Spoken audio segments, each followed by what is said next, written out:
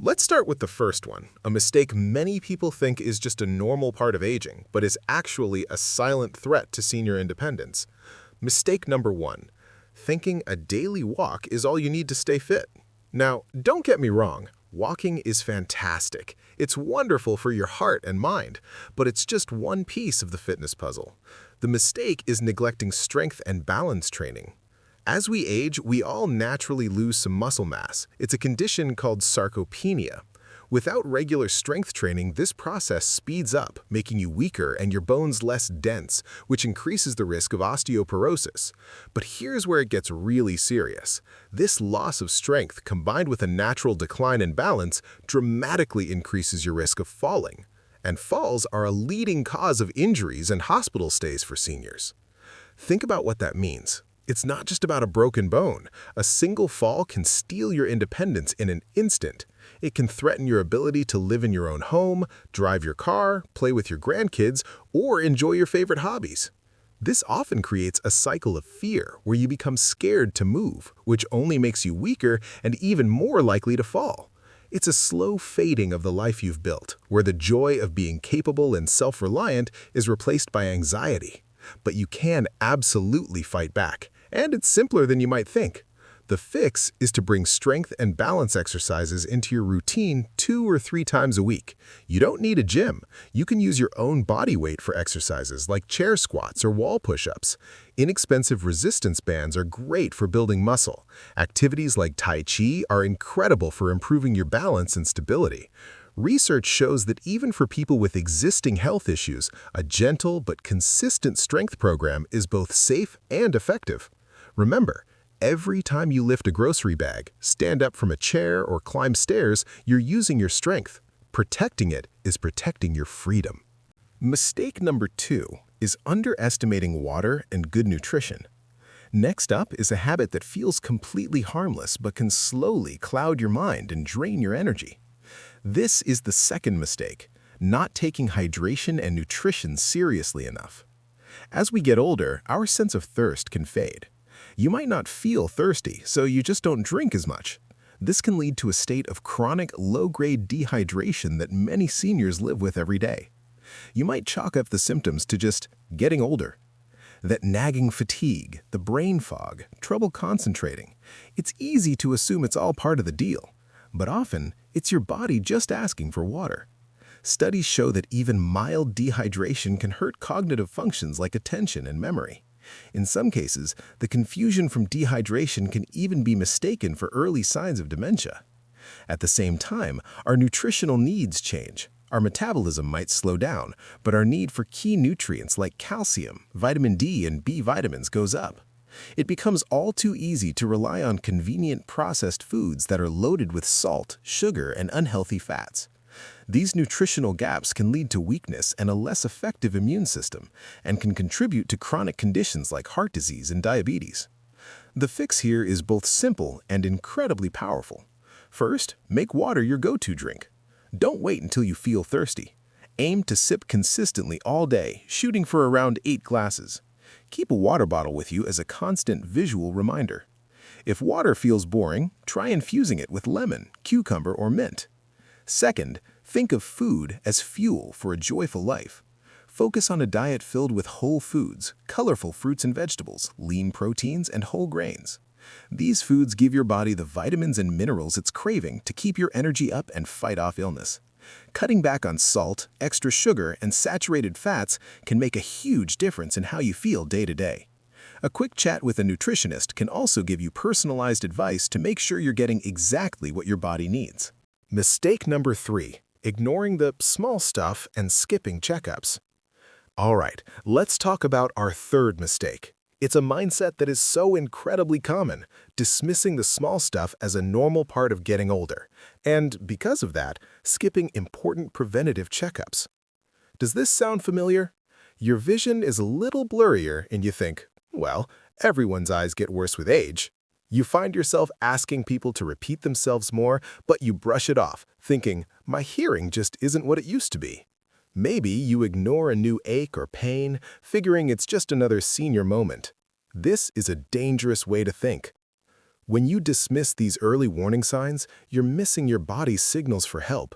That gradual loss of vision isn't just an inconvenience, it increases your risk of falls, car accidents, and mixing up medications. That hearing loss you're trying to ignore does more than make conversations tricky. It's a major driver of social isolation. When you can't follow a conversation, you start to pull back. This can lead to loneliness, depression, and has even been linked to faster cognitive decline. On top of that, by skipping routine checkups, you lose the chance for early detection of serious, silent conditions. High blood pressure usually has no symptoms, but it's a major risk factor for heart attack and stroke. Cancers and diabetes are much more treatable when they're caught early. Waiting until a problem is advanced means facing tougher and less successful treatments. The solution is to become the CEO of your own health. You're in charge. Schedule those annual checkups for your vision and hearing and make sure you go. Stay on top of recommended immunizations like the flu and pneumonia shots. And keep a complete, updated list of all your medications and supplements and bring it with you to every doctor's visit. Most importantly, listen to your body. You know yourself best. If something feels off, whether it's a persistent pain, unexplained weight loss, or any change in your daily abilities, don't just dismiss it. Advocate for yourself. A small issue today is much easier to manage than a crisis tomorrow. Taking preventative action is one of the most powerful things you can do to protect your happiness now and in the future. Mistake number 4. Ignoring mental health and social connection. Let's move on to something that's more emotional than physical, but every bit as critical for your well-being. The fourth big mistake is overlooking your mental health and letting social isolation creep in. Our senior years are often full of huge life changes: retirement, kids moving away, or losing friends and loved ones. These events naturally bring feelings of grief, anxiety, or even a loss of purpose. Too often, we're told to just be strong and bottle those feelings up. But this just creates the perfect environment for loneliness to grow. And believe me, loneliness isn't just a feeling, it's a serious physical health risk. The U.S. Surgeon General has even declared it a public health epidemic. Research has shown that the mortality impact of social disconnection is similar to smoking up to 15 cigarettes a day. It's linked to a higher risk of heart disease, stroke, dementia, and a weaker immune system.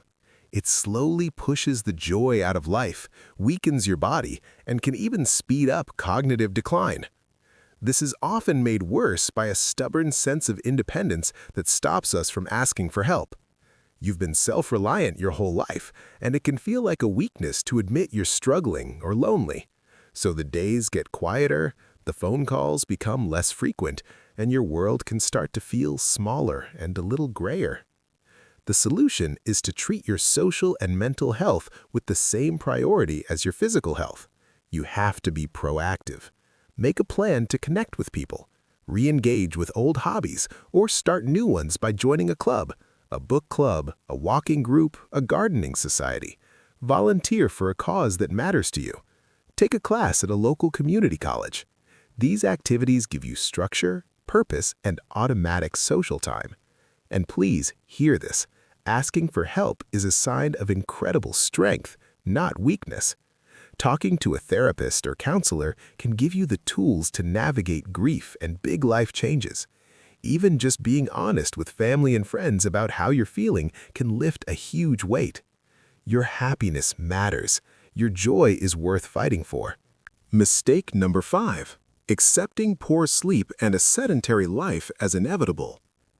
We've made it to our 5th and final mistake, which is actually a pair of thieves that work together to steal your energy and mental sharpness.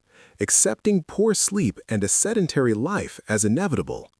So many seniors just resign themselves to restless nights and long days spent sitting down. You might think, I just don't sleep like I used to, or feel that being a couch potato is a right you've earned. But this way of thinking is actively hurting your health. Adults over 65 generally need 7 to 8 hours of quality sleep each night. It's during deep sleep that your brain cleans out toxins that can build up and contribute to cognitive decline. When you don't get enough quality sleep, you're not just tired, you're increasing your risk for depression, heart issues, and memory problems. Then you have the other thief, a sedentary lifestyle. The research is crystal clear on this. Spending too much time sitting is terrible for your health, no matter how much you exercise. Sitting for many hours a day is associated with a higher risk of dementia, diabetes, and heart disease. People who are insufficiently active have a 20 to 30% increased risk of death compared to those who are active.